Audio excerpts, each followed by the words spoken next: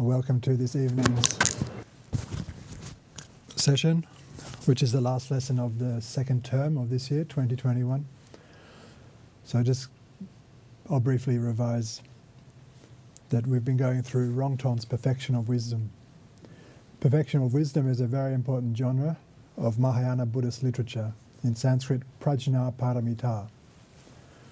And Rongton is a historical teacher in Tibet, in which we have a very close connection to the extent that our very college itself is named after him, Rongton Buddhist Training College. So as usual, we'll begin with the prayers. Firstly, we'll go through the refuge, which is reaffirming our safety, protection and refuge in the Triple Gem, the Buddha, Dharma and Sangha. The Buddha, the teachings and the followers, the community. So we say this 3 times at the start, but the idea is that it pervades the whole of the session. We'll then move to the 4 immeasurable thoughts, also known as the 4 Brahma Viharas, or divine abodes. These 4, I guess we could call enlightened emotions of loving kindness, compassion, joy and equanimity, are the 4 divine abodes where we can rest our minds. The 3rd verse we chant after this is the request for the teachings. Even the Buddha himself, once he became enlightened, was very reluctant to teach, and so to maintain the dignity of the teachings as well as our respect for them, it's traditional that the teachings are only given when requested, so that's the idea behind this prayer. So I'll lead everyone in these prayers while Rinpoche prepares for his lesson. Thank you. In the Buddha, Dharma and Sangha, I take refuge till enlightenment, by virtue of giving and the like. I shall reach Buddhahood to aid beings. In the Buddha, Dharma and Sangha, I take refuge till enlightenment, by virtue of giving and the like. I shall reach Buddhahood to aid beings. In the Buddha, Dharma and Sangha, I take refuge till enlightenment, by virtue of giving and the like. I shall reach Buddhahood to aid beings. May all beings have happiness, and the cause of happiness, may they be free from suffering, and the cause of suffering, may they never part from the happiness that knows no suffering. May they dwell in equanimity, free from attachment and aversion to those near and far. May all beings have happiness, and the cause of happiness, may they be free from suffering, and the cause of suffering, may they never part from the happiness that knows no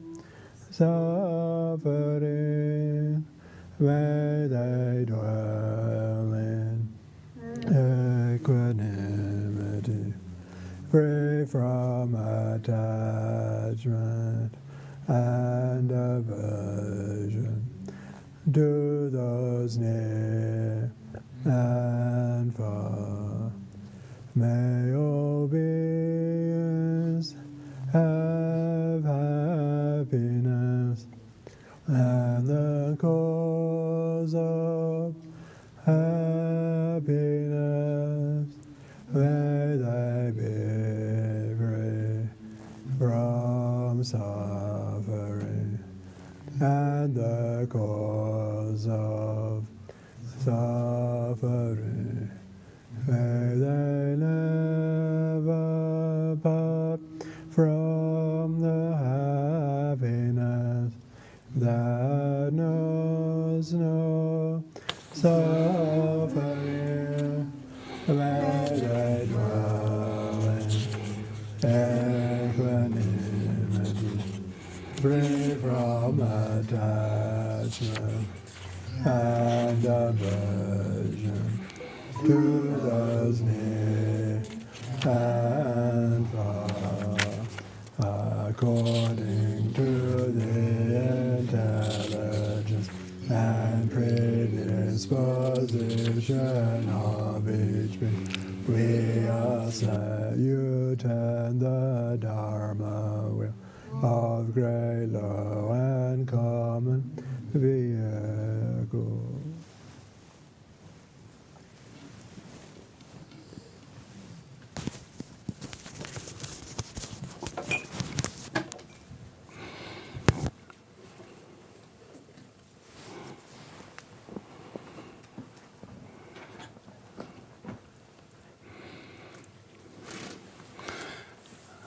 Good evening, everyone. Hello, welcome back. Thank you for joining diligently, consistently, giving the necessary company to all your friends. It's very important that we have Sangha, and not only we know who they are, that we do things with them. Not just once a blue moon, but do regularly. Even people born in the same family doesn't do even things once a month together for some reason. But if we are doing things at least once a week or twice a week to some of us, it means we have a very deep fellowship and spiritual brotherhood and sisterhood, and that's because we have common bond and long-held aspirations, prayers made, coming into fruition. So we should rejoice and thank each other's commitment to these practice teaching sessions, and I'm sure we are not only learning from or during the evenings, but also even more things in our everyday life encounters where these teachings even more reiterate, even more so. So that being the case, we are continuing these lessons.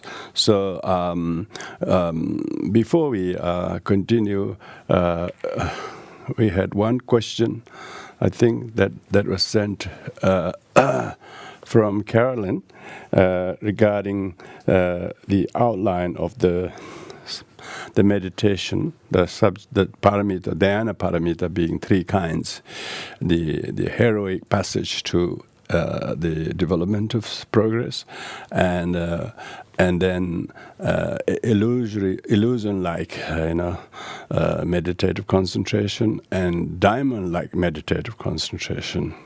While these three were outlined, Rongton took greatest liberty to explain the first, but not much on the two latter.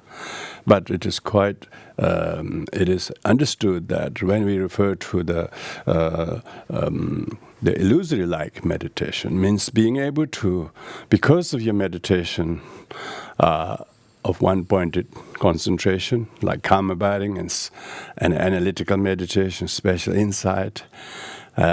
When you meditate both formally and informally, your clarity of the mind that has developed and boosted your bodhicitta, because even meditation is to guard bodhicitta. Meditation is not just to meditate in Mahayana Buddhist perfection. Meditation is to guard bodhicitta from forgetting it, misplacing it, losing it. So therefore, the heroic passage of practicing the meditation is altruistically, heroically practicing selflessness and dropping selfishness. That's the heroic. One who is hero is one who can kill the enemy, isn't it?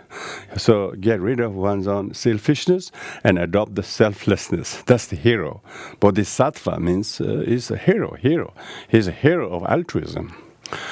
And then when it refers to the illusory-like meditation, which Rongton didn't say very much, but he did say that the illusory meditation is that you are able to see all things that happens to your liking or to your not liking, or even those that you did heroically, selflessly for the benefit of others. You should always regard them as illusion and not get attached to them, saying that I did this. Look at this, look at this. I'm supposed to get some award by now. That kind of becoming attached to one's accomplishment. And then also see the things and people do to each other or that you like or don't like. Also, even those you do like for the sake of your friends or others, you still don't get to see them also as illusion, not get too attached to it because it happened to you, you are near and dear. And also those things are very difficult. As sentient beings do awful things to each other. We should stay always that all things are illusion, nothing is but last long. They happen and transpire and do not last. So it's mainly that your ability to keep the bodhicitta is so that you do not regard those happenings or those incidents as nothing but illusion. When you have realized selflessness, you can do that. Because you are a hero. You're a hero to do that. Hero to treat those things illusion. Because to think they're real is the enemy. You're supposed to have tamed and you conquer your enemy, and grasping to permanence with nothing there to grasp with, and thinking they're real, and then sort of lumping that to people or incidents or even to oneself creates the suffering. So therefore one has to have the illusory-like meditation. All those things should be treated as illusion, and not get too sort of kind of excited by good things, Even good things are illusion, and not becoming too agitated or too devastated by some difficulty things. See them as all illusion. The illusion is one of the 9 similes Buddha used in the Diamond Cutter Sutra, and not just as a simile, but yourself should meditate that everything is illusion, and it is. But you have to have meditative concentration. Meditative concentration that witnesses all incidents, all occurrences, or mere illusions. Then there isn't any. Then the person who has meditated, samadhi means samadhi of Maya means illusion, Maya like illusion, Maya like samadhi. Your samadhi should be like everything is just being illusion. So that's a very powerful meditative concentration. It's more like a post-meditation, not only in meditation, post-meditation much more useful. Then just you develop compassion to others who They don't know things are illusion. And they think that's real. They think they are real. They think what people did is real. They think what they did is truly existing, independently existing, inherently existing, when even the illusion is not truly existing. Illusionist, his paraphernalia, his audience, lighting, all things are necessary. So illusion is interdependently originated, and it only happens and disappears, and then there's no more to get attached to. So therefore we should, if you have meditative concentration, illusion like, subsequently in everyday life, someone is going on and about, and don't try to react to him. He's wrong and someone is right. Don't go into that another. Just say, oh, this kind of illusion, people don't know illusion. They think it's to only happen to them, or only he does that to her, and this is, alas, you develop compassion, because they don't know the illusoriness and emptiness and the lack of inherent existence of like that. So that's why the bodhisattvas who are practicing the heroic passage means moving on the different stages, from first moving, from path of accumulation to path of preparation to path of seeing, and gradually they are. Heroic passage means making progress. You are making progress, but sentient beings are still languishing in the way they always do. They're really reliable in that regard. So here goes again, poor thing. Oh, here goes thing again. They don't remember. It's just an illusion. This Rabindranath Tagore, some most celebrated Indian poet, most of his poems are saying everything is illusion. You read, he wasn't just writing as a poem. It was a fact. It was fact. And when people read it, it was amazing.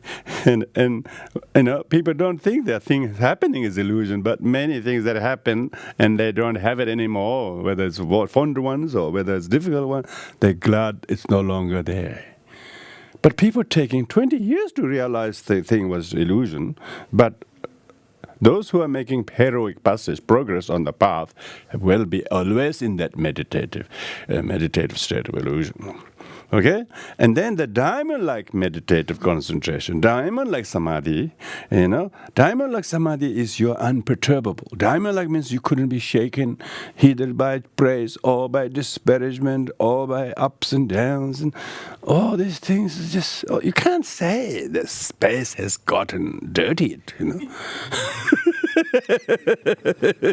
Oh, the space has been dirtied by the Russians.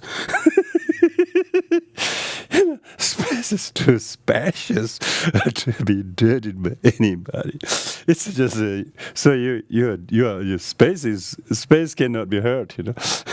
So meditators' mind is like a diamond, indestructible state. You don't flap like a flag. People say this, you get like that.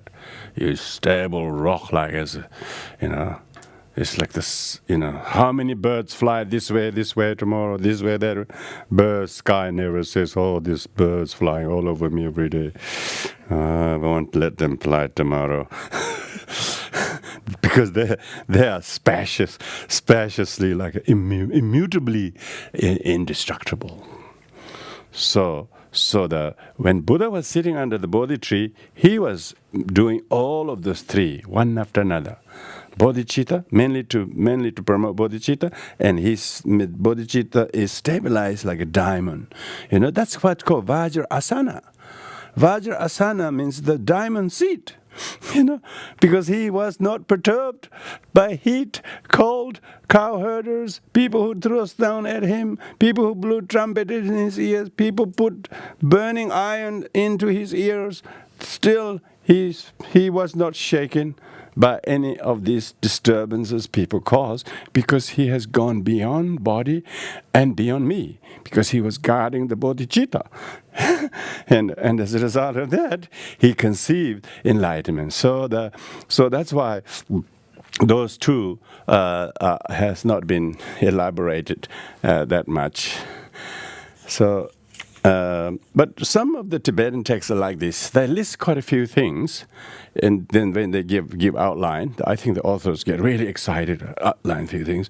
When they're explaining, they really go detail in quite a few, and some they don't. They just don't ever mention it. They list there and no explanation. Some they say there are 4, but when they list it's only 2. They didn't have secretaries. They didn't have proofreaders because they were not professional writers. They were yogis. They are meditating on illusion.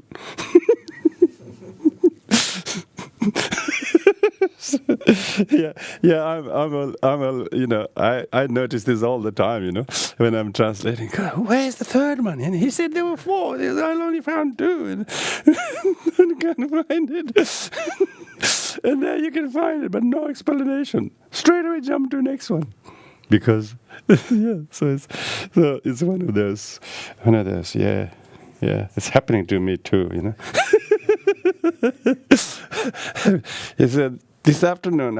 I want to check like where we stopped last week, and I didn't mark where I was. So because of this particular chapter on the upaya paramita is a little bit longer and wordy, and not many sort of subdivisions. And so I was checking usually I watch the YouTube to make sure, what did I say, where I stopped, and so on. And for some reason, the last 20 minutes of the YouTube is really perfectional wisdom. He's got no sound. Very good. No sound. So I said, that's a real perfection of wisdom. but to prepare for the class tonight, I wasn't quite perfected by that. I was a little bit sort of misprepared. And then I tried to watch on Facebook. But I can't see on Facebook numbers, the lesson 7, 6 is there, and 8 is saying it's coming. So it's illusion, very good. So anyway, let's get back where I think.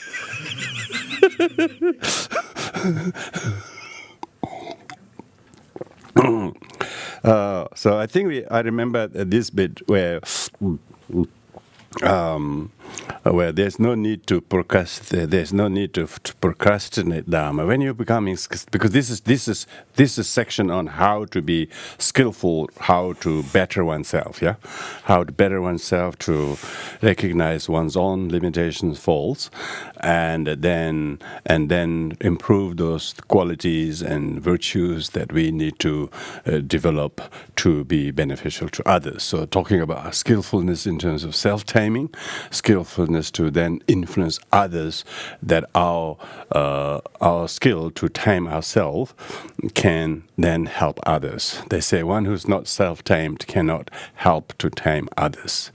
So therefore, this chapter being all about skillfulness, the skillfulness to self-tame oneself by being a little bit self-critical, being very, very self-critical, has been all about being self-critical, wasn't it? There's no need to procrastinate down.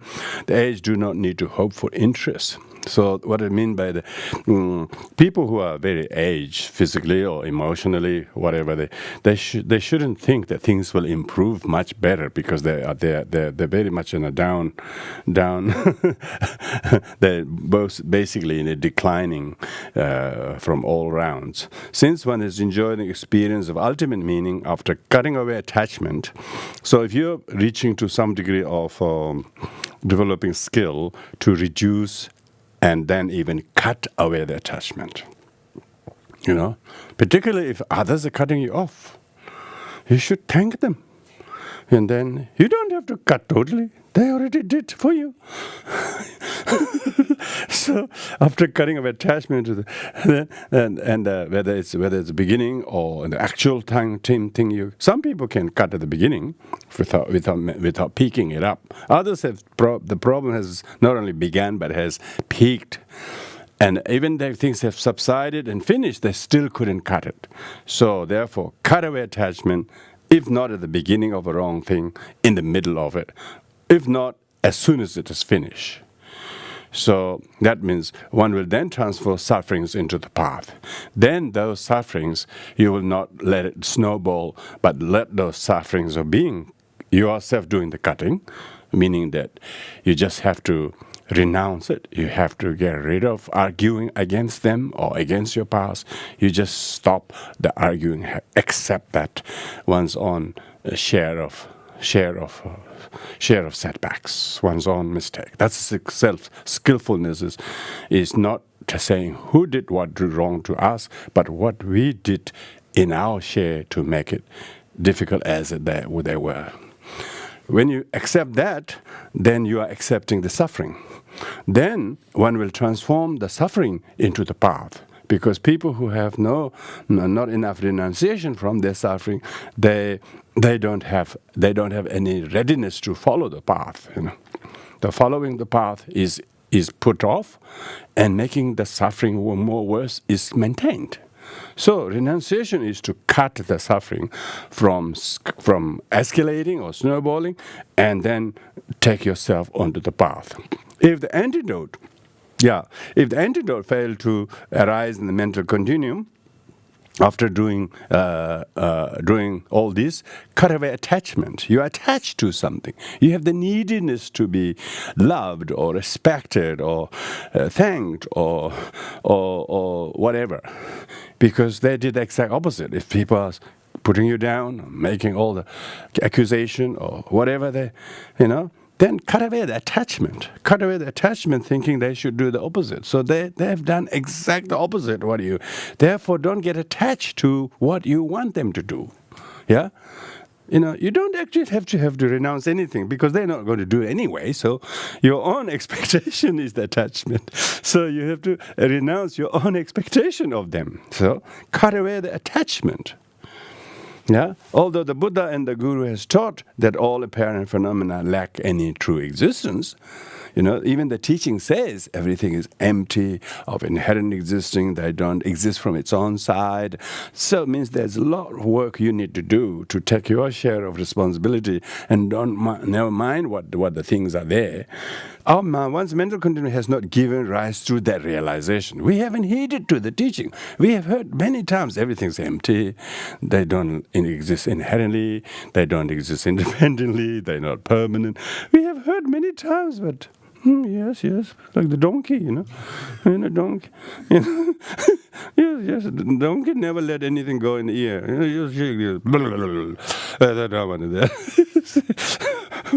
So they really don't want to pay heed to it.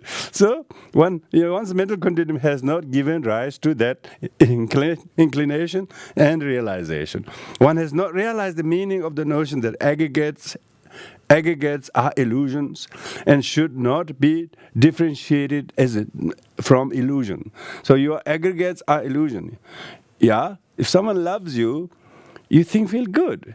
Yeah, it's an illusion. Don't get attached to it. That's what it's saying. Aggregate doesn't mean just gross body. If you think people loved you and you really wish they loved you, don't ask for illusion. They are illusion, and so you get trapped thinking they're real.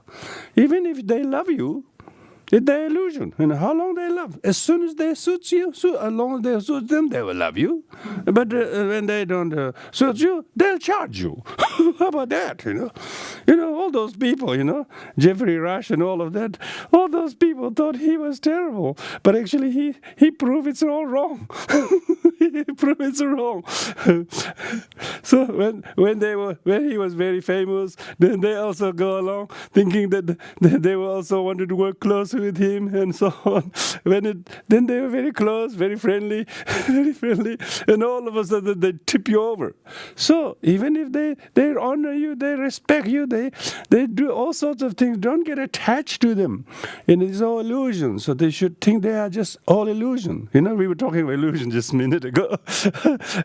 So don't get attached to them. How they should treat you. You should not think how they should treat you. Whatever they treat you, illusion. So don't choose what they treat you. Why you have to choose one illusion from another illusion? When you know everything is illusion, you're very skillful. You're very skillful. Yeah, very, very, very skillful, Indian religious teaching talks a lot about Maya, The Hindu yogis talk a lot, There's lots of Indian religious teachings are very much concordant with Buddhist teachings, Only sort of some very subtle philosophical things. And you can see the Indian yogis and how they practice simplicity and homelessness. Really, they actually do the teachings. They actually practice them. Quite different, Buddhism has completely different. The monastics that renunciate has been treated as royal, to the royalty level, and not out of just out of sheer respect. And I don't know whether that has helped the monastics or not, No, they're too comfortable. They're too comfortable. They want 3-course meals every 3 days.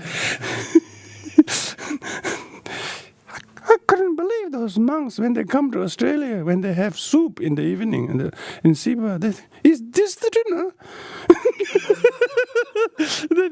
they think, is this the dinner? In Australia, we are health conscious, We're not so much food conscious anymore. In the East, they really think that the more kind of courses of dinner they offer, then they treat you very well. They get really caught up in that. I was so shocked. Probably 20 years ago, I was like that too. But I can't really remember that, I can't remember that. That's 30 years ago, actually, 30 years ago. When the geisha went to New Zealand, we were really interested in the food, Firstly, the food doesn't look like food. It's all this salad. And we call rabbit food. Yeah, and also, we always look for very sumptuous meals. Because all the monastics are treated with as utmost respect, by the villagers for the well-to-do. Even villagers, poor families try to do offer best. Indian sadhus and yogis or hermits, really, they wouldn't go to those places. They will just huddle up in the street corner, sit there on the steps to the Ganges. That's all they're going to sit. And they're not going to some opulent suburbs knocking doors.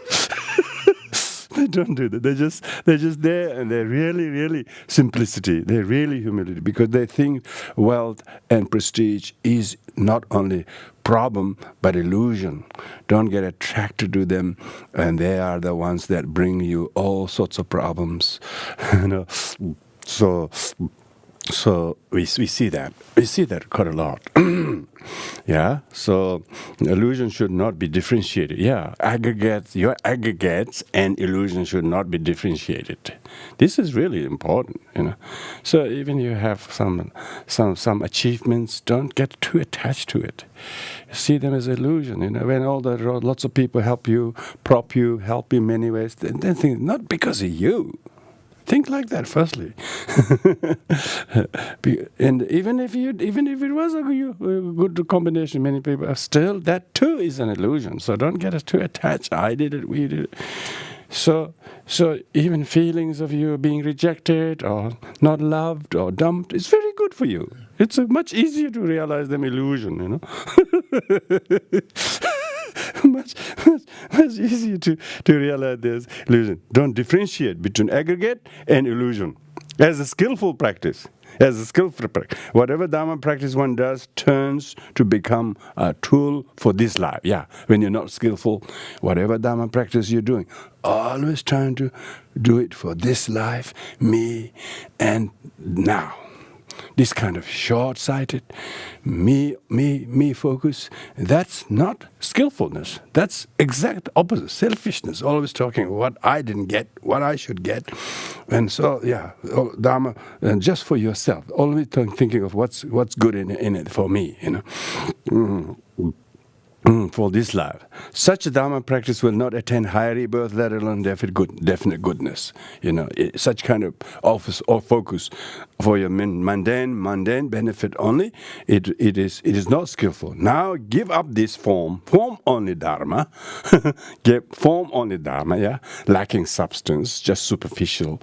You will not make Dharma work for yourself, nor will Dharma work for you. You know, Dharma isn't what you know, showcase some things to look good, to seek approval, to seek a praise. Even you attract the opposite. You know, you should take them as a great counsel, you know, as teaching.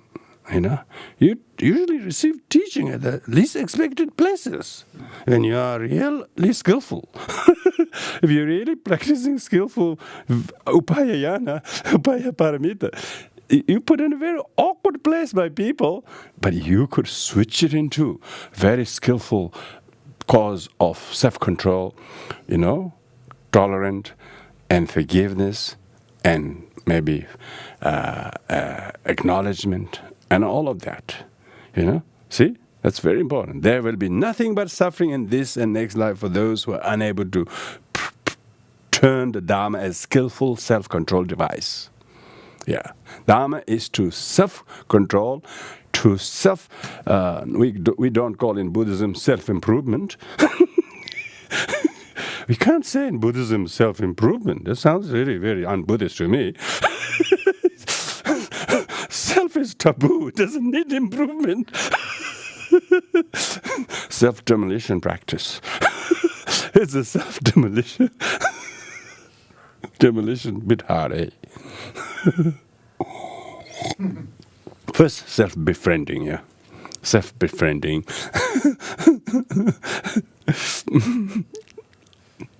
Therefore, even misery should be accepted if you are a practitioner of Dharma, skillful. If you have misery, don't complain. Complain less, compliment more. There is a skillfulness happening. You know why? Because when you have misery, they are usually created by you. But those who are not skillful, they look for someone else to scapegoat. And others will help you. And others will help you. And they also get really cheered up, thinking it will benefit them. But did it? No. They all thought, what did I do that for? Complete opposite. So, accepting misery is skillfulness, self-controlling device. There are numerous suffering in the three realms. You have no idea. Your suffering is not even a 16th. You know, Nagarjuna says, not even the 16th, 16th part of the sufferings of others, That means so much, others have 16 folds more suffering than you have, So, we need to always think like that. It really helps. That's why they teach you always the short sufferings of the three realms, all six realms first, so as to develop renunciation. It's not to make you feel really, sad and depressed. It's try to develop compassion to them. Oh, they got more than, not more than double than yours. 16 times more than yours. Within human realm, If you talk about other realms, it would be, you wouldn't have enough zeros to count how many more times there's length of suffering, the duration of suffering, the nature of suffering, the environment. You just look at it. Oh, incredible. If there's any misery more severe than one's own sickness, bring them on. You should think like that. You know, you should think, my misery is not good enough, not bad enough to give me a real wake up, you know. You know, if you're complaining your misery because you really haven't gotten the bottom of understanding how much pit of misery there is in the world, you know. Let any heavier harm and more numerous obstacle that there are, let them come. Think like that, you know. Think like that. And don't complain or try to resist or desist or deny or reject or with the difficulties. See that these are nothing. If I'm going to advance like a hero, heroic passage from step to step. This is nothing, you know. This wouldn't deter me. This wouldn't discourage me. Bring more obstacle. Let them come in. If you're talking skillfully to yourself, you know. If you're saying yourself, oh, I can't handle this anymore. This is too much, and if you're talking like that, it's unskillful. It's unskillful conversation, monologuing. In addition to accumulated negative deeds, there are many hellfires.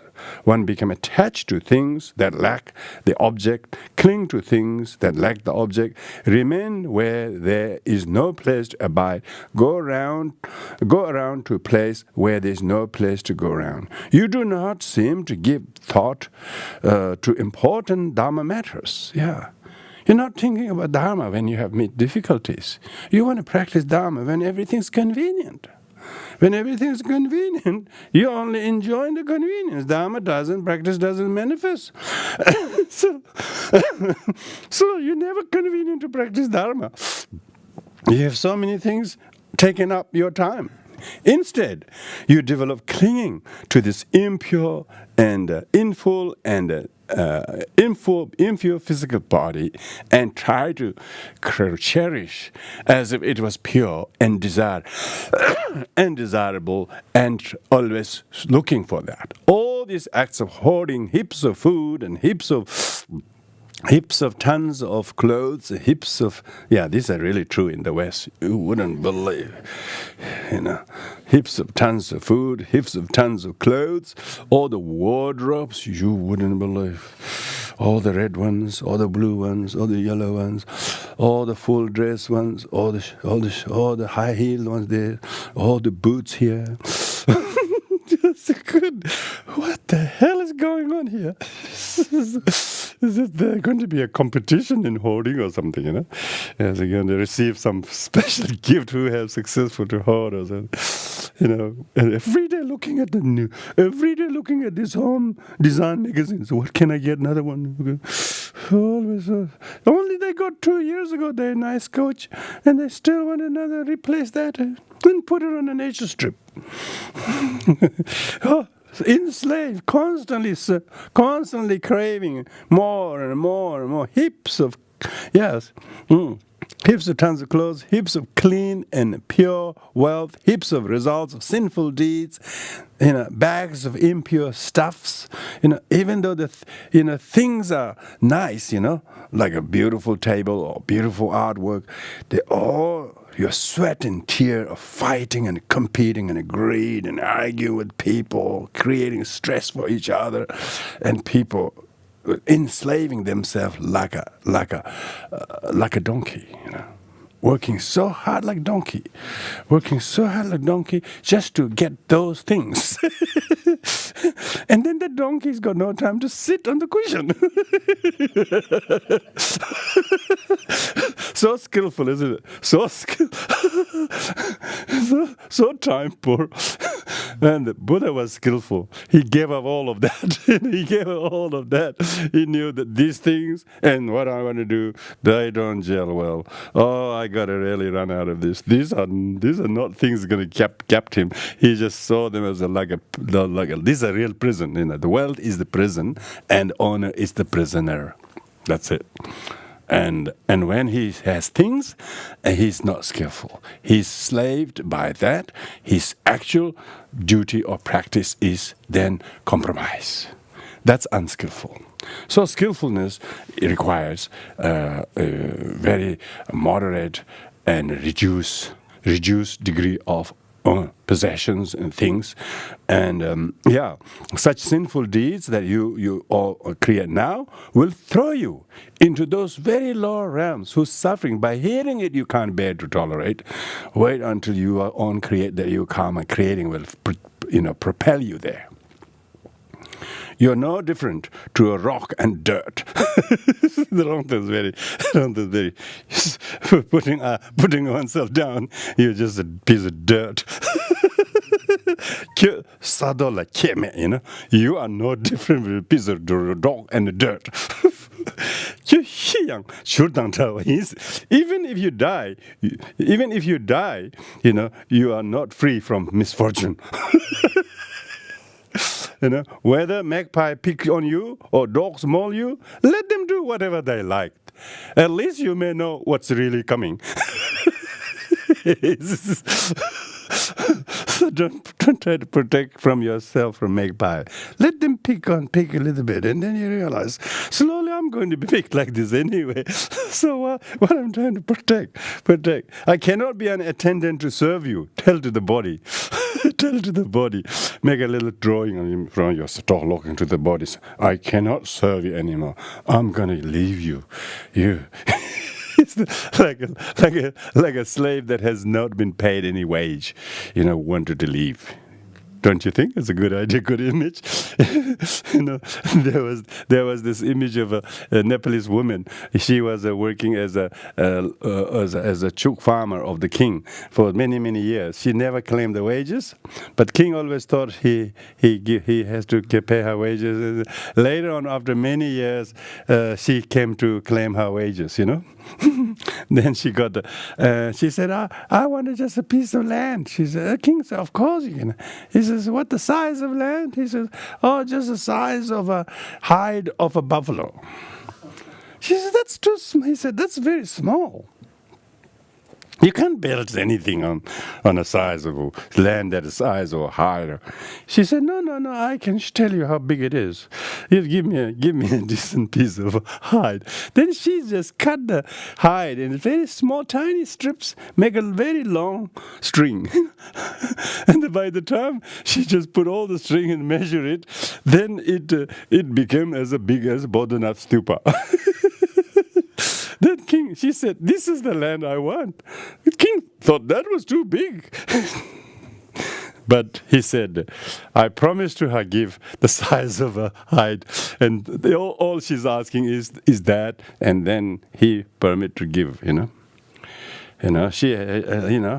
So you also should ask yourself, now that I have been slave to you so all this long, I'm not going to serve you anymore. I don't want your dirty money. I don't want your dirty money. I'm going to leave you. However much I've served, it's not going better, Yeah, it's not going to better, You're never going to treat me any better.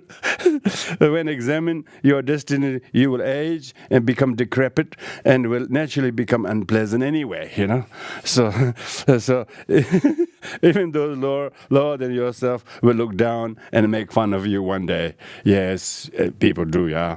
I was called an old man in Nepal, and it wasn't good, But later on, it woke me up. Yes, it's true, Yes, it's true. Because if people call you old man, it's actually that's what they see you, They're not making it up, Hey, old man. maybe, Baje. It's a very nice in Nepalese when people say, "Hey, Baje." It actually means it means very, very affectionately saying, but actually literally means you're old man.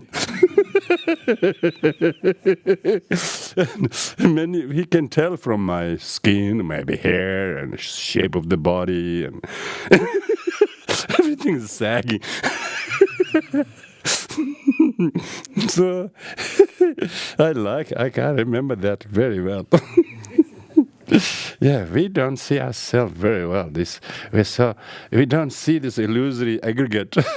We think the aggregate is real, and me, and so on.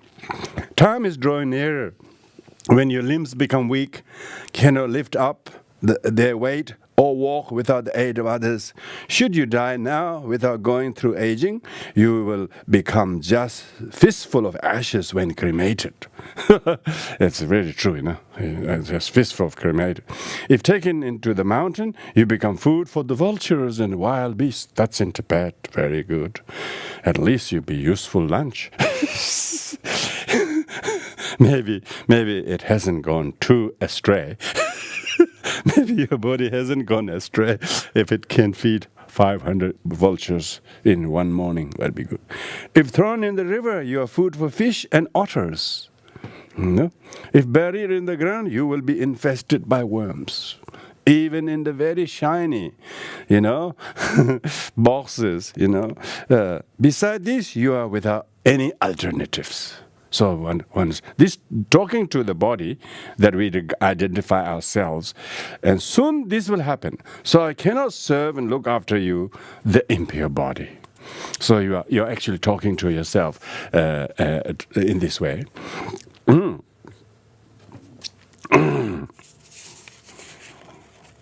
Okay. And I cannot trace the track of you deluded mind. So you're trying to have a conversation with your deluded mind, which doesn't think of the body that way, but still let the body to take over, and you don't have any sense of self-control to separate yourself, distinguish your body as an illusion, and mind should be the recognizer of the illusion. If mind that doesn't recognize the illusory body as illusion, then you are indeed deluded. That's what's deluded. There's no need to develop conception of acceptance and rejection of clinging to aggregate as real. As real, yeah. You can do what please you most. I cannot be bothered to trace the track of your various misconceptions. Yeah, so I suppose meditator have to have some kind of a good quarrel with the body, good quarrel with one's five aggregates. Who will be worried and concerned, thinking you may get sick or drop dead? You know, who will miss you if you get sick or drop dead? You think you're so indispensable, don't you? You're so needed by everybody. They probably want you to vacate. Some people can't wait you to get dead. Even Shakyamuni, who's dear to all and individuals, passed away. You know. Even Shakyamuni Buddha, who has achieved the Mahaparinirvana, who's beyond death and who could easily do that, but still, he too passed away. Are you going to face unprecedented sickness and death that no one experienced before? You may be dear only to you, but not to others. You may think you are so special, but others are not thinking like that. They say, oh, this old man, So they probably wish you drop dead. I'm satisfied even if you drop dead right at this moment. He says, I have no regret if you drop dead right now. Saying this decidedly break the horn of arrogance. Yeah, this is skillfulness of self-control, yeah? And lower the ridge of pride. Lower your ridge of pride.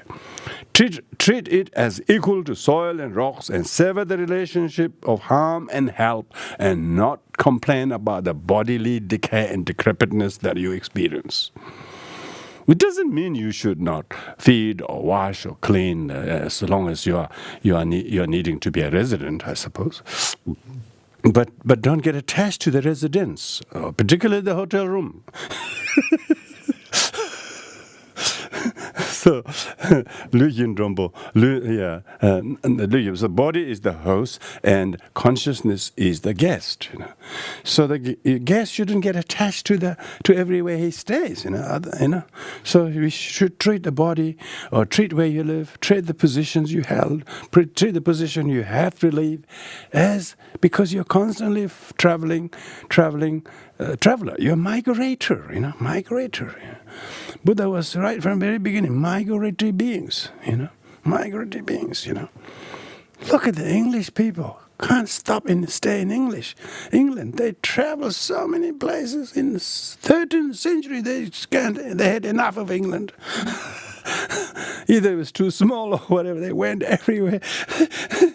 And even America is conquered by English, isn't it? And Australia too, all these migratory beings, however good they are, they're always migrating. So always leaving. Look at the various positions you held. Look at the various particular situations. But you have all left it like a hotel room, and you have been just a constantly moving passenger. And so don't get attached to the room that you stayed in Sydney or in Osaka or like whatever. Because when you go there, there's no trace of they demolish it and it become a cemetery. So, in this way, one will attain partially concordant cessation by means of accomplishing contrary to the purpose.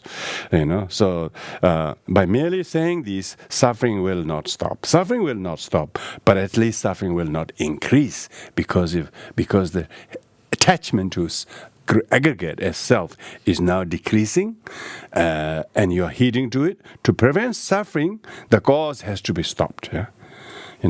The cause of the suffering is craving and grasping, and ignorance of it. Ignorance makes you wants to crave what is not worthy of craving, and then even grasp at it as it's one that one needs. But when one knows why ignorance creates craving and grasping, of course, then one begin to get a little wake-up call. By merely saying this suffering will not stop, to prevent suffering, the cause have to stop, that ignorance, the craving. You can't stop craving if you can't stop ignorance. That's what these teachings are, that we try to know what is ignorance, innate ignorance, grasping to name as self, aggregate as self, color as self, gender as self.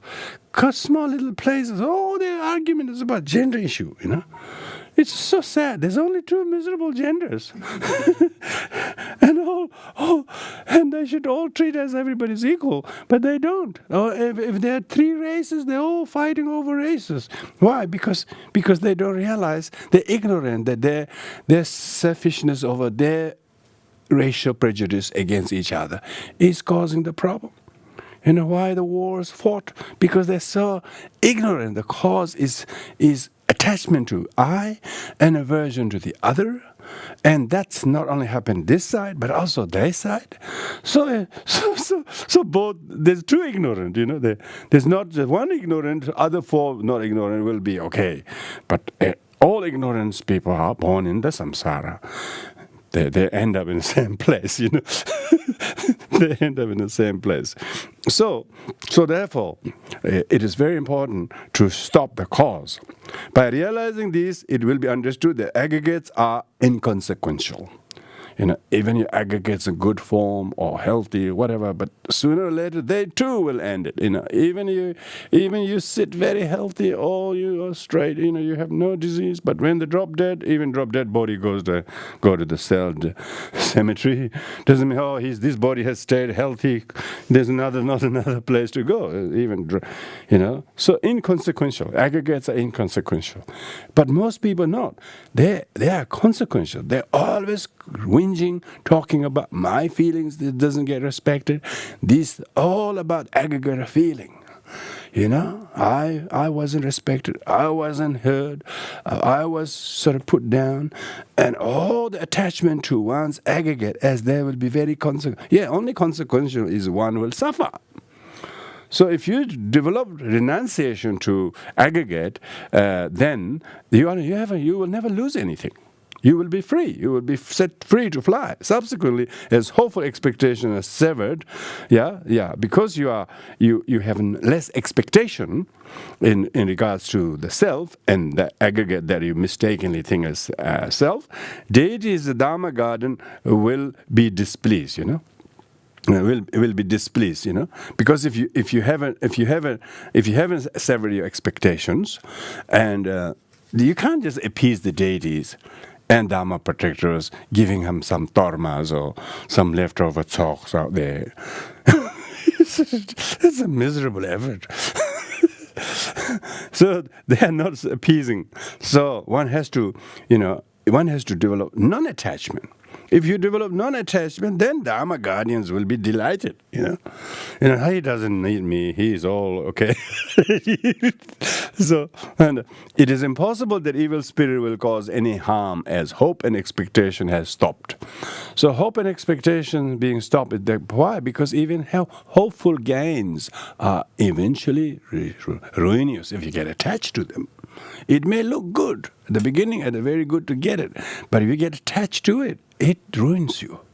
So therefore, it's very important to see them as a illusion. That even so, if you're not putting a lot of hope and expectation in things, then evil spirits cannot harm you, possess you. But when you're so attached to something, you become already an evil spirit. That you don't need other evil spirits to harm you. Yeah, you don't need other evil spirits to go away. You have become it. And only thing is you do a good hiding. You put on a jacket, put on a nice tie. I'm James.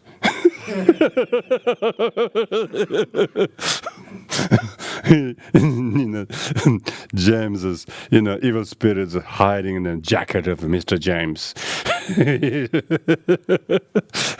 But you have some hidden agenda. So yeah, without the cause, there will be no effect. Yeah. If you don't create the causes of ignorance, the grasping and these things, hope and attachment too much, your all suffering comes from attachment and expecting something that even you get will not prove to be the same that you thought it was. Often people are disappointed what they get from the expectation. Bigger the expectation, that much bigger the disappointment is. So do not cling on to things. Considering myself as Dharma practitioner by leaning towards the positive side, and if and when one gains realization of emptiness with extraordinary compassion and wisdom to those who don't, which can suppress the opposing factors, it is likely that one will develop a sense of pride, thinking there are no greater Dharma practitioner than me. So this is another downside, is thinking, wow, I knew I was a genius. I was told I had precious human rebirth. So you got to be careful, how precious you think are. And by becoming too attached to the excellence of the antidote, this will influence one to become completely wrapped by the conception of the self-reliant attitude, and one will not obtain the non-abiding nirvana. Yeah. So even you get really, really nice, that's why it's illusion like meditation is important. Even you have really, really amazing experience in meditation, you don't talk, I have very experience. Even see them as illusion. It will not make you to lose the realization. It will make you to, don't get attached to this.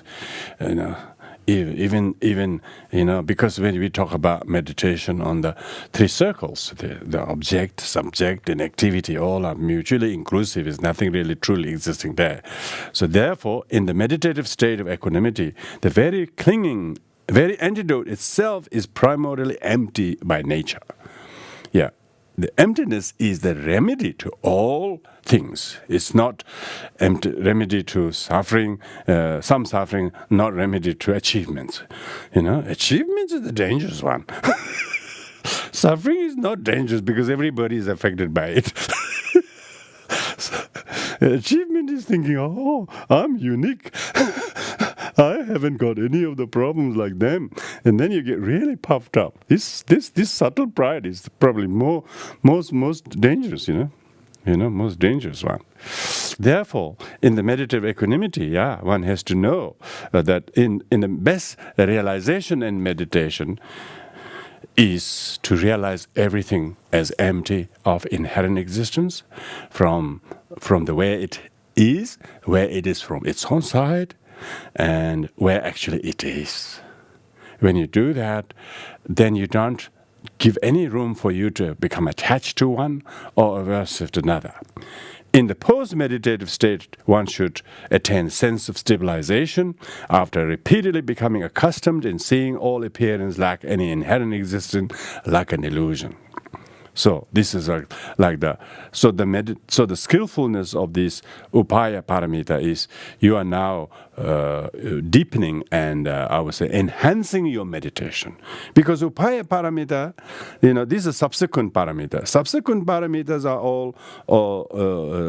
all sort of what you call boosting the previous paramitas. Yeah. Like discipline boosts the generosity, and patience boosts the quality of the discipline, and also the diligence boosts the quality of tolerance, meditation boosts the quality of all the former 5, and the wisdom boosts all the quality of former 5. And now, when we're talking upaya paramita is now, if you have all the above, now it should boost even more all of the above. Yeah, in this way, having realized meditation on the perfection of wisdom, perfection of wisdom of upaya paramita, by merely placing faith in oneself, the sickness, influence of evil spirits, other people will be pacified. Yeah, whatever even the sickness and difficulties and evil spirits are, you have no longer aversion to them. You have no enmity towards them. Amazing. So it doesn't matter what they do, but you have no enmity. When you have no enmity, you have no enemy. See, enemy is not, the person doesn't say, I'm your enemy, can you see me over here? I can't stand you. They don't say that. Maybe they don't stand you for quite a while too, but but they know always as our own enmity towards them. He did this, he didn't love me, they don't answer my call, they don't accept any of my apology. When you start thinking like that, then you're generating, you're generating that. So here, one actually knows how not to do that, by merely placing faith in oneself and in the practice of the Dharma and perfection of wisdom, and particularly upaya paramita, all this ill will and evil spirits, negativity of them doesn't get you, will be pacified. Why? Because you don't have enmity. You see the illusory nature of thinking you have enemy, thinking they are like that. By mastering the mind and releasing from mental bondage, harm of fire, water, poison, and so forth will cause no damage to you. Yeah. So this is talking about the benefit of being practiced. Then you will not become vulnerable to this. This completes the skillfulness of rejecting one's own faults. Yeah, that's whole big chapter. Whole big chunk of the chapter was spent on talking about how to reject one's own faults and minding your own business. minding your own business, particularly your big misunderstanding between you and your 5 aggregates, and have a parting from the 5 aggregates, and reject the condition that you've been working under the 5 aggregates. It's not fair. Tell your 5 aggregates, it's not fair, I'm not going to work under this condition. I move the labor movement of Paramitayana. You join this. You join these trade unions. Yeah, trade unions. No, I'm not going to work under these conditions. You have completely malnourished me. You have underpaid me. So I'm not going to work under your condition. You basically have a quarrel with 5 aggregates.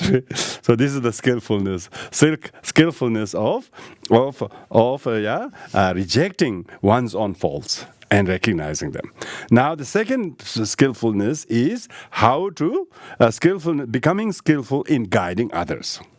So guiding others. This moves very interesting direction, because we talked about the 6 and 7 upaya paramita. Upaya paramita is the 7th one, and when in terms of becoming skillful in guiding others, this is designed so that the trainees are gradually and properly established on the perfect path, by using concordant teaching methods of Dharma that will suit each and every one of their mentality and aptitude due to your ability to carefully tailor them for their individual needs. Yeah? So you're skillful to, she's not saying everybody should do the same, Everybody's so different, That's why the Buddha Dhammas have so many deities, so many deity yoga practices. You wouldn't believe how many people have come to Dhamma because various different kind of divinities there. Yeah. By relying upon skillful, virtuous friend. Yeah. So here the analogy of we've been using one analogy from each of the paramitas. Yeah. Paramitas. So the analogy for skillful means is virtuous friend. Now you have become your virtuous friend. You have become reliable. You have become self-reliant, basically self-reliant by digesting and relishing the Dharma and heeding to the Dharma. And now you have become a virtuous friend that you need not to seek from outside. Very good. Amazing.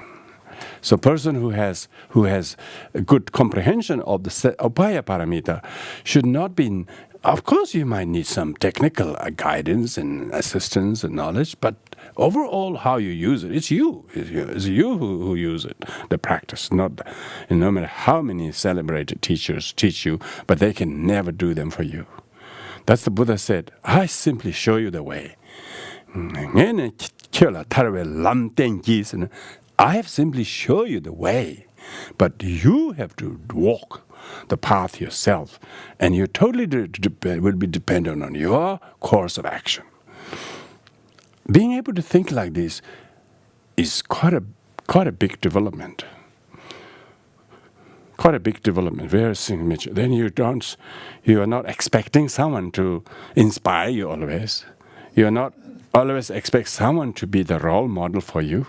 I mean, there may be one person can't be role model for everybody. They got so many different interests, How could suit it to everybody? So therefore, Buddha said, don't look for the guide outside, but look the guide in you, Look the guide in you, Even when we do the refuge, you first do refuge, thinking Buddhas are there, all the deities are there.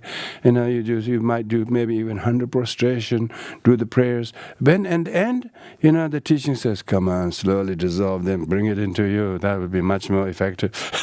Then everything absorb into you, and saying your clarity of mind is your Buddha, the Sangha, emptiness is the Dharma, and non-duality is the Buddha. So it's very clearly showing.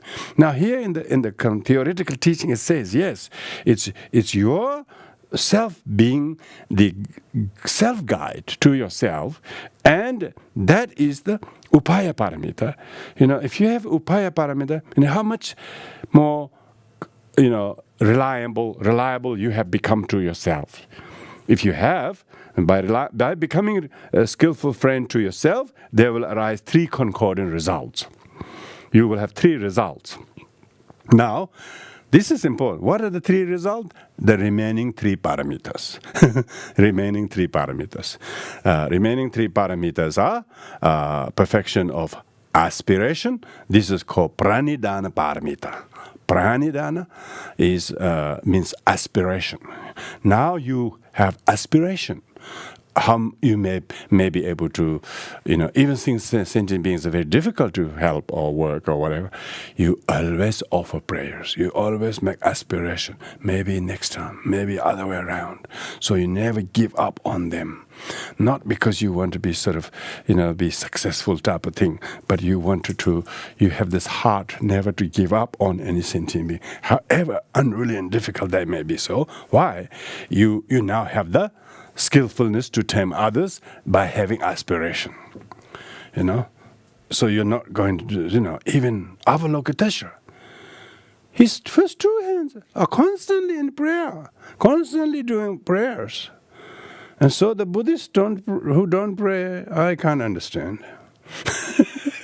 They haven't understood Mahayana teachings like this, that when you have faced difficulty with difficult sentient beings, you have to pray that tomorrow or day after, may I revisit this with a little bit more kindness, a little bit more consideration, gentleness, and so on, and call upon the triple gem, and so that, and you plant a prayer. You should put prayers for those who you want to help in the shrine. Very good. Write the names of people, or cause, put them there in the shrine. Send all your prayer there. It's a very good idea. And that's what all the prayers are done, because they are within the Bodhisattva's 10 paramitas. Pranidhana paramita, Samandabhadra, Bodhisattva Samandabhadra is the one who's the author of the King of Prayers. King of Prayers, saying that it's just all the good things you have presently in this life are once upon a time prayers you made. You forgot maybe, but they are. Why these things are like this is because you have made prayers, aspiration, and you dutifully have harvested them. So that's why these are the three paramitas. Upaya paramita is divided into two, self-subjugation and being critical to yourself, and then with that practice, then you go to become tame and guide others.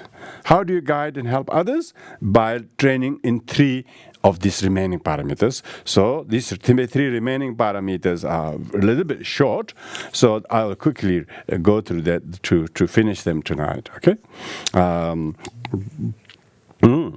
So this says that, they are perfection of aspiration, pranidhana paramita, and perfection of power, that's Bala paramita. Power is power. And the third one is perfection of transcendental wisdom, jnana paramita.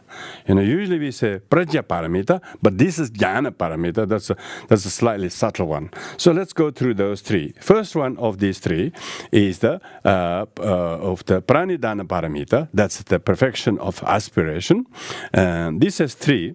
Aspiration to thoroughly purify the realm of the Buddhas. That's first. That's just the meaning that you're always imagining the pure realm of the Buddha realms.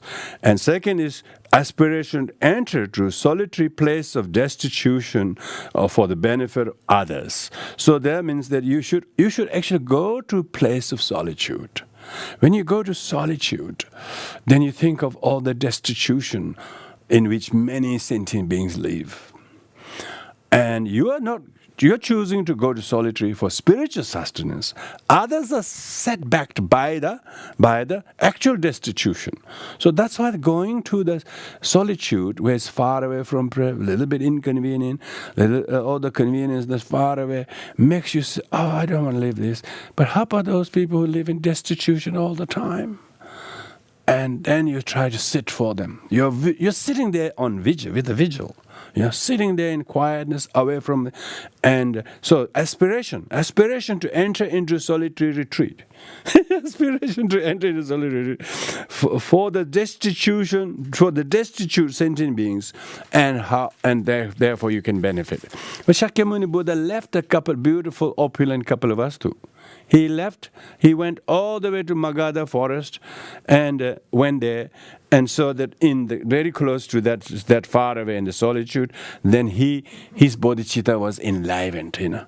He was alone, but he was with everyone. They say alone with everyone. That's really one. So you're not sitting there hating everybody, just had enough everybody, they don't want to go back to them, that kind of attitude. That's not renunciation. That's fleeing with aversion. Fleeing from somewhere with illusion. Many people do. But they're not renunciation. They're not renunciation. Fleeing from people as if they are the wrong ones. No. You are fleeing from your own demons, so that you do not get mauled anymore, and go somewhere quiet, and then sit there for a vigil. In vigil for all the destitute sentient beings. Those people who have are only minority. Those who don't have are majority. Those who are destitute is even more majority. If you look at the 200 over 6 countries in the world, G7, G20, That's what I mean. That greedy 20, greedy 7. That's all. The rest are very poverty-stricken places. And they're all in Africa. They're all in Asia. And they're basically everywhere. They're never big. They're tiny, and they have good. They are all destitute. They're basically all living below poverty. So, person. You make aspiration to go to a place of solitude so that you can be with the destitute sentient beings who are often forgotten when you stay in opulent, comfortable places. You complain what you don't have. But when you live with simplicity, away from all the luxury, then you truly nurture your spiritual qualities, and the very vigil that you're going to hold is for the sake of sentient beings. Usually when people sit in vigil, they do for a cause, and you don't go to vigil in your comfortable room.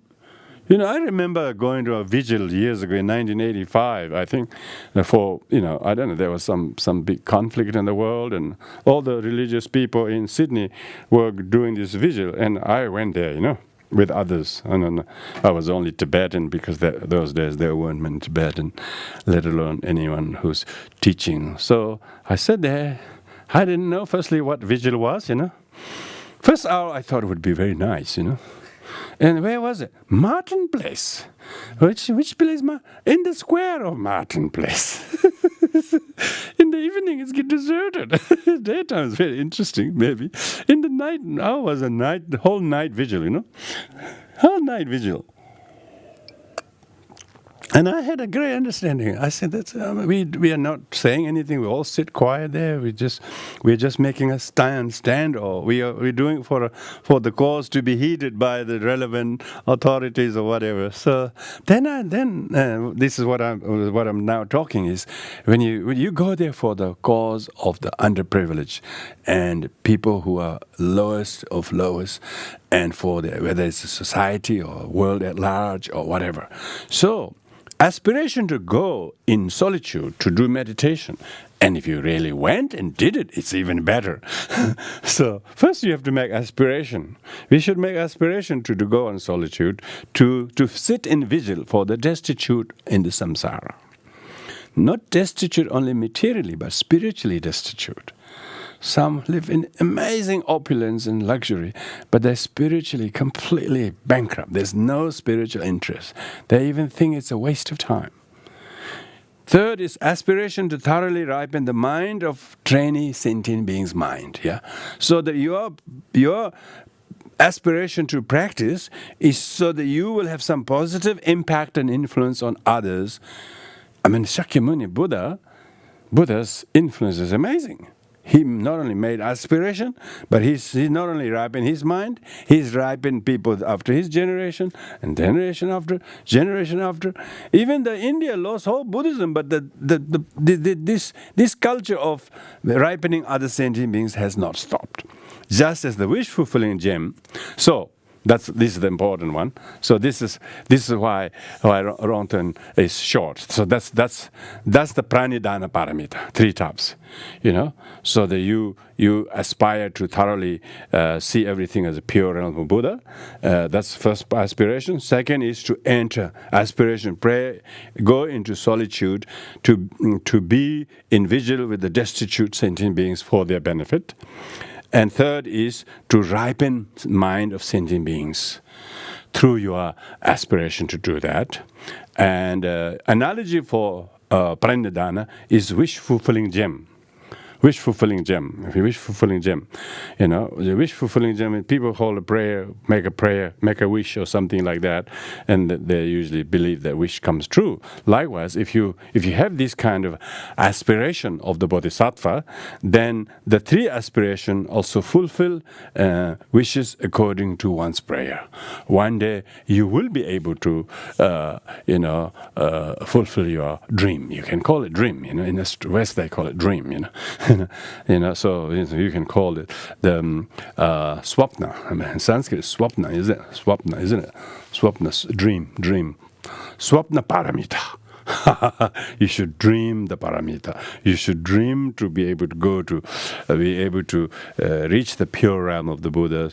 You should dream to go to solitude, to be in whole vigil for the benefit of the destitute sentient beings, and and then being able to train them and ripen them. You should dream like that, and one day you might be even doing that. Yeah, I mean, so like our teachers are doing that. Otherwise, we wouldn't be here. You're all ripened. So you're all roasted already. We have been roasted in pan of Dharma last 30 years or 20 years, 5 years. Don't you think? I think so. I mean, when we see each other, I have always thought, wow, what a good bunch of karmically prayerful. We always joining together every now and again. So this is good. So that's the seventh paramita, okay? So the eighth paramita, yeah? Eighth paramita. Now the ninth paramita is Bala paramita. Bala paramita is this has three parts, Bala paramita, the power to suppress opposing factors. The first one is, so when you meet with opposing factors, basically your own afflictions and whatever, the aggressions or whatever, and then you need to learn how to suppress them without escalating them. Second is power to suppress wrong views. So this is when there are lots of wrong views, not when they are full of it. The wrong views are full. Wrong again. Everything's wrong. You might be very unpopular for a while. Someone wrote a book, Everything I Knew Was Wrong.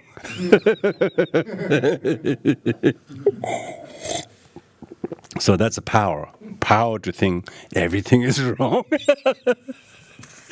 Everything is mistaken, wrong view. And then the third one is power to suppress the four maras. Power to four maras. This is very, very interesting. This is interesting part. So what does it mean by power to suppress opposing factors? Yeah? So power to suppress miserliness is generosity. So your practice of generosity, you not only practice generosity, but you have power to not think of miseries, not feeling mean or miserly or saying, I don't have this. You have power not to think like that. Why? Because you have generous. You say, oh, I have precious human rebirth. I have Dharma. I live in the beautiful country. I have excellent opportunity to practice. You try to see, you see the abundance. You have the feeling, the abundance in you, and don't feel miserable. So that's the power of Bala paramita. And likewise, power to suppress your non-virtuous conduct. So if you have if you have is not the right word, you got full of them. all of your wrong conducts are slowly being curtailed and tamed, and you no longer are nagging at yourself. You should do this. You shouldn't have that. You still haven't done that. You have less nagging against yourself for not having done those self transformation practices. Yeah. And also another thing is that when people are acting improperly, instead of being angry at them, righteous at them, you develop compassion to them. Yeah, that's really very powerful. That's really suppress that. Most people don't have that. Even they themselves might be outwardly they act as though they didn't do any of the wrong. But when somebody is among them they just react like a I don't even have an analogy for that. as they have never heard of it. They've never done it in their whole life. So if you can suppress that and then feel, wow, compassion to them. I used to be like that themselves. only recently I am starting to change myself, and then feel humbled by the refuge. So that's the power to suppress the opposite. Yeah? Mhm. And then, and the power to suppress hatred. Yeah? Power to suppress hatred or anger. You don't get angry when someone does something. Instead, you develop humility, tolerance, and compassion. It's not question is who's right or who's wrong. It's question is what power you have, what achievement you have, not to become shaken by it or lose the plot or become completely go out of the way. No, you just stay calm, and you didn't go in there. You just let that to be powerfully pressing under your feet, And power to suppress laziness. That's the diligence, yeah? Power to suppress laziness. And power to meditative concentration, power to suppress distraction. Yeah? Distraction, and wisdom that suppress perverted views. So these are all related with the power to suppress the opposing factor. That's the first of Bala paramita, first aspect of paramita. Second is power. The second is the power to suppress wrong views. If there's dualistic clinging between necessary and unnecessary, the wisdom is mistaken. Meaning if there's duality, if there is dualistic clinging between acceptance and rejection, meditation is mistaken. If there's dualistic clinging between hope and doubt, the result is mistaken. So this is talking about mistaken views, wrong views. If there is dualistic clinging between practice and non-practice, conduct is mistaken. Now this is the ultimate view, yeah? Ultimate view. When you have the right view, you can suppress such wrong views. Because the practice and non-practice is only relative, isn't it? Relative, Say you observe vegetarianism and someone doesn't, Someone used to be vegetarian, but now he's not vegetarian because he's got some other issues, so he has to eat. You have recently, as a very religious or something like, you have do this thinking you are so much better than others. Oh, you got a more danger. Who knows who is better? Who is better? So who's better? So that is mistaken conduct, So you need to have the right view in terms of understanding relative and ultimate. Power of suppressing the wrong view is the power of suppressing these kind of wrong views in relation to conduct, meditation, and the view. So those are the first two powers, power of suppressing the opposing factor and power of suppressing wrong views. Now the third one is power of suppressing the four maras. This is very important because we always talk about four maras and one who is able to conquer the four maras. Often the demarcation isn't quite clear when one conquers which of the four demons. Are they all done in sequence or are they done in one go? Power of suppressing the four demons. The demon of affliction, this is Klesha Mara, is suppressed by releasing the one-taste nature of emptiness, of attachment and aversion. As one gives rise to the meditative concentration, non-duality of attachment and aversion. So affliction is basically suppressed by that meditation of equanimity, having no attachment to one, no aversion to another. And so, because attachment, when you know how to abstain attachment to one, aversion to another, then you're not ignorant. So where are the three afflictions? Three afflictions got no foot to stand on because they're all supported by ignorance. When you attach to one, you're ignorant. When you aversion to another, you're also ignorant. So basically, there's no winner. No winner who's attached to one. So usually, the one who has conquered the Klesha Mara is usually non-expressive. You wouldn't say a thing. Again. Yes, better not make any comment.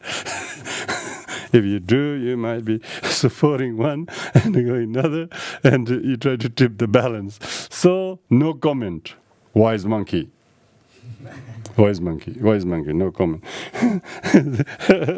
Then, by distributing the power of view and meditation on the reversing of the role of demon and God, it will give rise to the meditative concentration on the non-duality of demon and God, and the demon of the son of the God will be suppressed.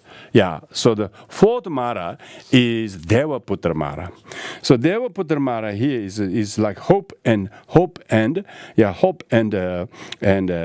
call? Hope and doubt. Yeah. So hope and doubt is very important. One shouldn't hope too much even from your practice. One shouldn't doubt, I may not get this right, always anxious one, whether not getting it well enough, anxious. So if you do have that, you're constantly consumed by the Devaputra Maras. So you have to have some degree of uselessness, waste of time in putting so much hope in another, so much doubt in another, because both are demons, So the Son of God is really fully busy, fully engaged. Yeah, so the Son of God cannot. When there arise sickness and sufferings, this is the sickness, sickness and actual sufferings of life, relatively by seeing sickness as a broom that sweeps sins and obscuration, ultimately by seeing the lack of true reality, one gives rise to the meditative concentration on seeing the non-duality, happiness and suffering, and the demon of aggregate is suppressed.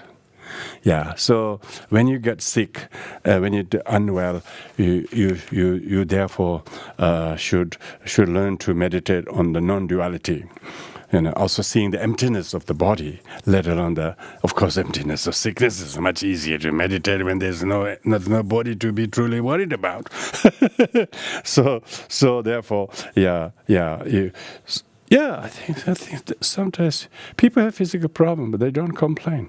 I know that, like His Eminence Luden Khinchen Rinpoche, when he was here, in 2002, his legs were swollen like anything, water retention or something, like an elephant feet, and he still sit there in the prayers, You can see his pain going. He never complains.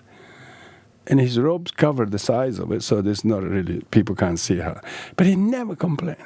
He still traveled because people ask him. In the Western medicine, they would give doctors advice never to travel. And like His Eminence Chogye Trichen Rinpoche, when he went to Hong Kong, the doctors and everybody, even His Holiness Dalai Lama's office, His Holiness 41st Second, they all said, don't travel to Australia, you're too old, or whatever. Of course, His Eminence got a broken hip, it never healed. But he never says, I got a broken hip, I can't do this. He never talks about their bodily problems. It's not that they don't have bodily problem, but they see the body as an aggregate. It's a Mara. You don't want to feed the Mara. Sure, you take a lot of precaution, you care, People do, particularly you wouldn't believe how, the smallest thing, people sneezing, don't go to work, get a doctor's certificate. Oh, yes, so that you be paid for getting sick. Very good. Get a sickie, they go. Chuck a sickie, they go. Chuck a sickie. It doesn't mean you should go to work when you're sick, but it's just see whether we could overcome the maras of aggregate and afflictions. Aggregate, We're so worried about aggregate because we really wanted to prove as that our aggregate can come out better against this illness, against the age, against life. We think it's all defeatable, It's never been defeated before, never will be defeated. It's just question is how skillfully you develop mental power. This is power. The subject is power here. Power. It doesn't mean you shouldn't do whatever coping strategies physically you have, but you don't become emotionally drowned in the illness. Poor me. And then you need to go to solitude. Think of all the people who have no medicine, who have no disability support, who have no health care, who have no job, who have no income. And these are millions. Millions. And we cannot think there are many. This poor me. Oh, I alone suffer this. Of course people do it, but who else feels for me but me? But that kind of attitude. Sure, there are all the necessary supports in your way. You probably have received it, and you should think of the kindness of other people. Just think of that. Don't try to get so obsessed about the body so much. It doesn't mean you shouldn't take care of necessary practical things, but talking about how the mind shouldn't be too much defeated by the vulnerability of aggregate.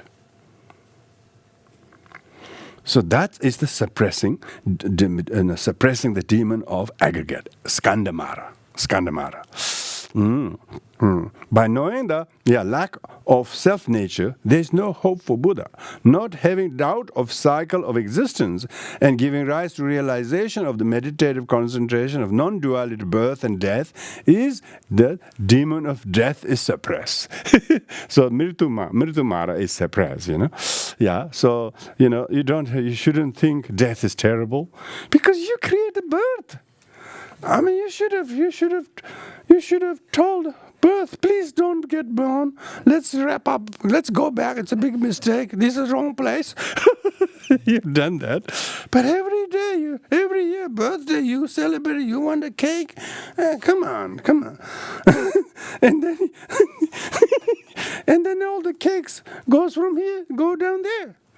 Cake dies very quickly. Cake transforms very quickly. It always doesn't stay with the 62 years. Happy 62, happy 62. What's happy 62, Happy 62. It's terrible. As if it's a milestone,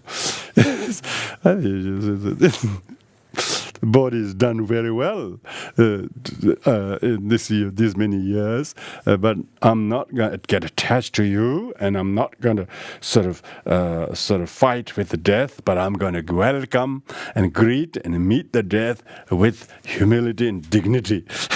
So that would be the conquest of the Mara of death, Mritu Mara. The perfect. So this is the ninth perfection, Bala paramita. The analogy for that is the sun. Sun is very powerful, isn't it? Sun is very powerful. From the smallest little plants in the very hidden valleys also get affected by it. Top very high mountains covered in snow, as the sun just melts them. Everywhere the sun just has some solar power, it's called, solar power. So your Bala paramita should be like the sun, sun. So we were talking about the analogies from earth, gold, and then moon, and the gold, and so on. And we've been going through various analogies. Now the Bala paramita is the sun. You should think of the sun. Sun is the why? What is the sun? Sun ripens all of your crops. Dries everybody's linen. Dry all your socks. all your washings. You just leave it there. How wet. Some maybe not so worthy of washing even, let alone drying. But still, sun doesn't discriminate. Everything, every undies are also dried. Without any discrimination. $120 towels, of course, dried. Takes a bit longer. Sun equanimously gives the power to all, and all the crops ripen. All the doubtful farmers become very delighted by all the ripening of crops, all the trees, all the flowers, all the vegetations. All the things that we go out and enjoy are all empowered by the power of the sun. Likewise, when you have the power of bodhicitta, and employ that, being able to suppress those wrong views and opposing factors, and these four maras, then that is Bala paramita. Bala paramita. Okay, good. Now, last one is Jnana paramita. Jnana paramita is fairly short, so we will take a few more minutes. But perfection of transcendental wisdom or jnana paramita, this has three parts: relative jnana paramita and ultimate jnana paramita, and the wisdom of non-duality of the relative and ultimate. So first is the wisdom of knowing all visible and auditory phenomena and every other phenomena, but lack self-nature, and seeing them that they appear but they don't exist as they appear. So seeing that, like the moon's reflection in the water, it appears, the moon in the water, but when you carefully check it, there's no moon in the water. It couldn't possibly fit in there, you know? If you carefully check, ask the Americans, they know the size of the moon.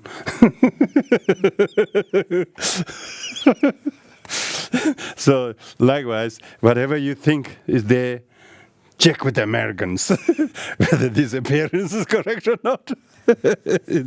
They're not good at that. So ask the Buddha American. Ask the Buddha, does all this appearance real? What I think him or what he says or what they do is real? Or they just my opinion about it? And then if you say, it's just my opinion, that's a relative jnana paramita. Because what it does, it transcends you from danger, saves you from grasping the appearance as real, which is really wisdom. Second is realization of all phenomena to be like the middle of the space. Yeah, and like the very good. Even you look in the middle of the space, you're looking at nothing. So look at everything and look at everything. When you look at anything, it is nothing. From its own side, it's nothing like that. It's just what we conceive, what we apprehend, relatively speaking, temporarily speaking, it is. And from its own side, it's like the what's in the middle of the space. So these are not just analogies. You should always think things, you know. Because you often have a problem what you think. You think it's real, but you're not looking at the empty of the middle of the space. You're looking at the thing. You're looking at the thing as it's not in the middle of the empty space. Actually, everything is in the middle of the empty space. and by the time you take the space out, it is nothing. So that's the second one. You know, second is realize all phenomena is like the middle of the space. If you look if you anchor your mind in the middle of the space, which a lot of people who meditate on the ultimate view does, it just totally blows your mind how vast, infinite, unbounded, pure, and luminosity it is. It is, you know, so meditation, special insight is all about how to do that. How to do that. So there's no wonder why this jnana paramita is all about that. And the third is realization of the non-duality of appearance and emptiness. Yeah, but when you look in the space and you first see something and then you realize it's not there, so the appearance of the moon and the lack of the moon are non-duality, isn't it? Yeah, they're mutually inclusive, you know? Mutually inclusive. You still look at the reflection of the moon and the water, it's still there. So the appearance is emptiness. That emptiness is also appearance. So that is the non-duality. That is the perfection of transcendental wisdom. And this is short and sweet as it should be. That's it. It doesn't need to be very complicated. You know what is the analogy for that? It's music. It's music, you know. There's no musical instrument need to play if you need see this right view, you know. See this. Perfection transcendentalism is like the melody of a song. That's the melody of song, yeah, melody. Everybody enjoys it. You don't need to know the language, whether it's Albanian song or whether it's, when you watch those, what do you call that? European music or something, Eurovision. Everybody's, Everybody's delighted by that. Whether Australian singers get there or not, it doesn't really matter, really. Whoever sings it, they're very beautiful. It's like that. When you understand the transcendental wisdom, it is like music to the ear. But when you realize this view, this is music to the mind. This is music to the mind, music to the mind. That's why when we offer shabda, practice right speech, talk the right view, talk about right view, that will be in the music to everyone. Just as the sound of melodious song is to the ears, will bring delightful feeling to all others.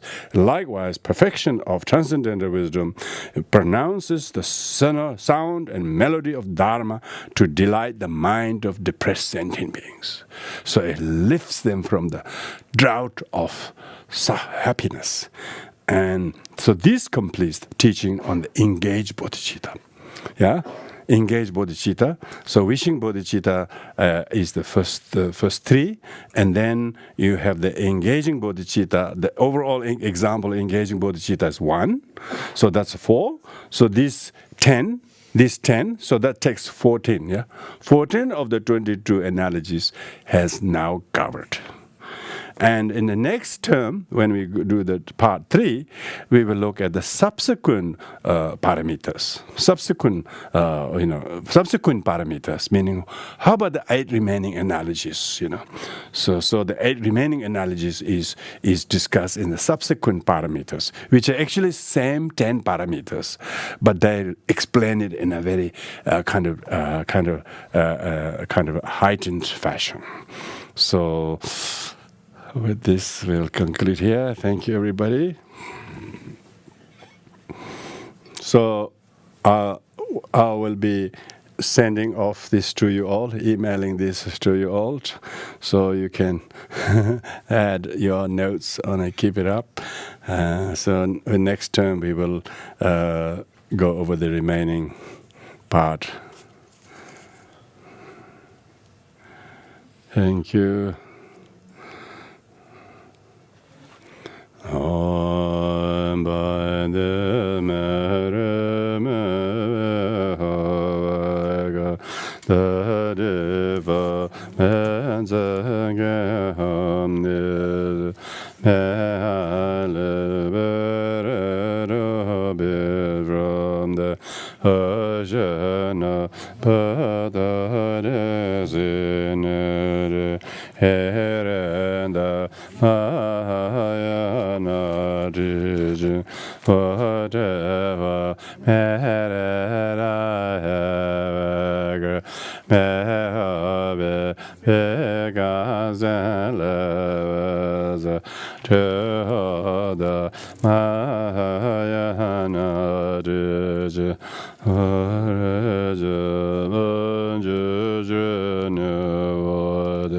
as a matrabara follow the example I should Mede Selam Bodhijita Tebeve Eranayadaza Where has been Bomeding freely with the generation.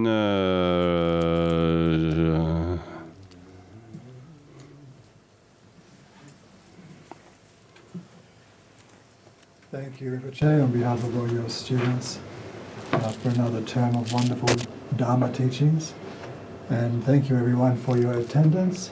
And please keep an eye on our website, sakya.com.au, where we'll put up the dates for the next term, which we usually have a bit of a break for the winter for at least a few weeks. And in the meantime, we do maintain some Dharma activities every week. We have the 11 a.m. Sunday meditation and talk, which is done at least via Zoom, if not in person as well. And we're also doing our Wednesday evening group practice, Ngondro and Chenrezig. If you'd like to join any of these events, please contact us. Thank you. Thank you, everyone.